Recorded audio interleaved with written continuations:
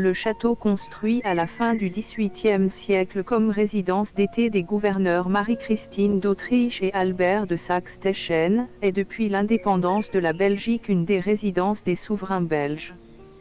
Le premier roi des Belges, Léopold Ier, roi de 1831 à 1865, incorpore au domaine plusieurs terrains adjacents.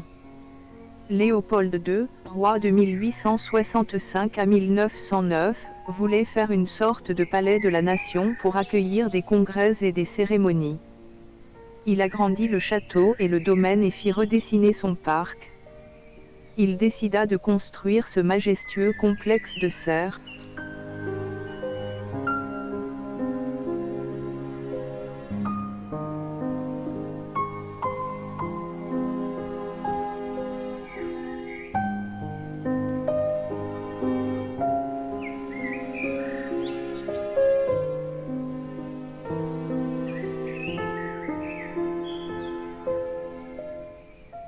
Atelier du sculpteur que la reine Elisabeth fit construire en 1938.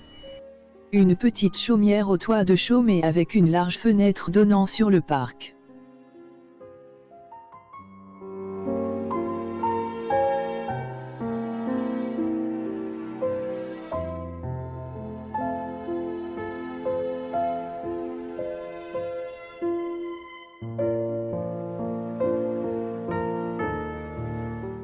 Cette serre de culture pour les azalées a été construite en 1885.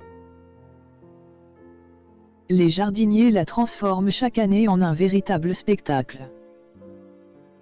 Au milieu des fleurs se dresse le buste de Louis Parra, jardinier en chef du domaine royal de 1921 à 1939.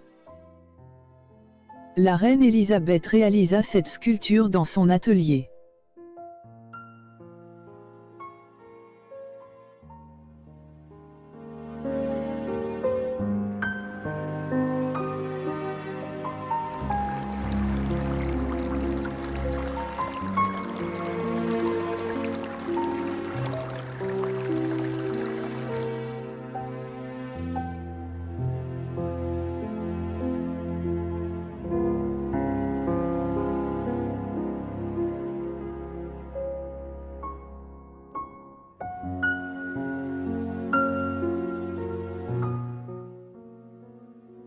La grande galerie d'une longueur de 200 mètres est composée de deux parties. La première est la galerie des géraniums, avec différentes sortes de géraniums, de fuchsia, d'héliotropes et d'abutilons. Elle s'étend jusqu'à la serre miroir.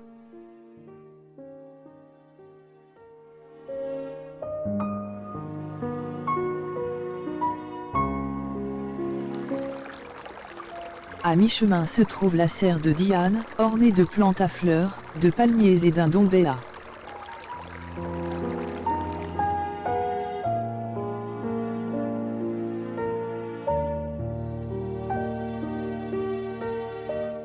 Construite en 1886 à 1888 sur base des plans de l'architecte Alphonse Balla, la serre du Congo est un bâtiment carré de 30 mètres de côté couronné d'une grande coupole octogonale, entourée de 4 petites coupoles carrées.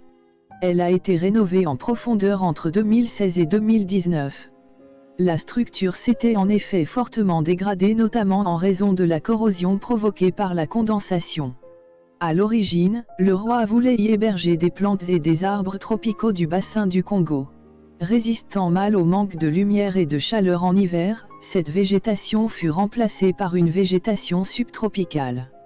Elle abrite donc actuellement différents types de grands palmiers, d'Australie, de Chine, de Californie, des fougères arborescentes, des dragonniers, des caoutchoucs et des fougères. Le sol est couvert de sélaginelles jaunes et vertes. L'allée centrale se prolonge dans la serre annexe des palmiers jusqu'au jardin d'hiver. Le roi Léopold II décide en 1868 de faire construire cet immense complexe de serres. La première serre de la cité de Verre. Elle se compose d'une rotonde centrale et d'une galerie périphérique. La mosaïque en son centre mentionne l'année 1876 et le monogramme du roi Léopold II. Destinée dès le départ aux réceptions royales, la coupole accueille une végétation subtropicale luxuriante. Elle abrite notamment plusieurs espèces et variétés de palmiers, bananiers, canneliers, oiseaux de paradis et un impressionnant et rarissime Oreopanax dactylifolius. Au pied de ces arbres, issus des 4 coins du monde, poussent différentes espèces de fougères. La construction fut confiée à l'architecte Alphonse Balla. Les serres, galeries de jonction et bâtiments annexes furent édifiés entre 1874 et 1905, en différentes phases.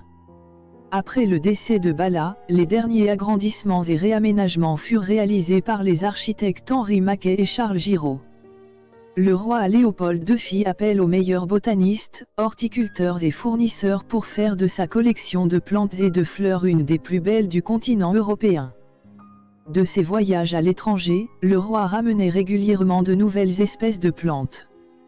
Les palmiers actuels ne datent pas de son époque, mais ont été cultivés à partir de semences issues des premiers exemplaires, dont ils sont donc leurs descendants directs. Dès le début, les orangers, camélias, palmiers et fougères arborescentes ont fait la splendeur de la collection de plantes, et c'est toujours le cas aujourd'hui. Pendant 30 ans, le roi suivit de près la construction et la plantation des serres et ne ménagea aucun effort pour faire de cette cité de verre quelque chose d'unique.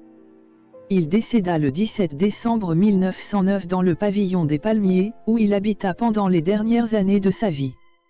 C'est à cette époque que le roi Léopold II fit don à l'État belge de la plus grande partie de ses biens fonciers. L'organisme public qui gère cette donation reçut le nom de Donation royale. Elle gère aujourd'hui encore une grande partie des domaines royaux.